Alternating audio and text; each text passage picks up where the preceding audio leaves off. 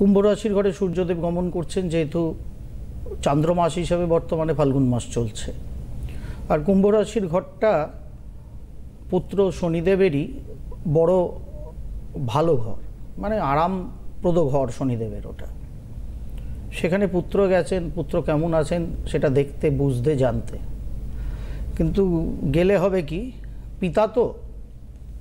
পিতার একটা নর্মাল প্রবণতা থাকে। যখনই যে পিতা হয় তার একটা নর্মাল প্রবণতা থাকে, সেটা হচ্ছে অথরিটেটিভ প্রবণতা।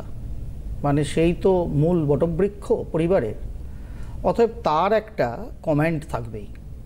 আর যেখানেই কমান্ড আছে, যেখানে অথরিটির ম্যাটার আছে, সেখানে একটা ফায়ারি ইনস্টিংক্ট কাজ করেই, তাই না? আপনারা আমার একদম সাধারণ জীবনচর্চা থেকে ব্যাপারগুলোকে ভাবুন। অত শনি রবির ফ্ল্যাশে বীজ যোগ তৈরি হচ্ছে, সারা পৃথিবী জুড়ে বিষ হবে, ব্যাঙের মাথা বিষ হলেও আমি আটকাতে পারবো না, আর ওটা নির্বিষ হলেও আপনার আমার কিছু করার নেই।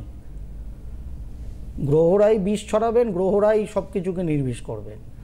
আমি লম্পঝম্প করে কেন পয়সা খরচ করব? সুতরাং ভাবনাটাকে খুব স্বাভাবিক ছন্দে সরলভাবে ভাবি।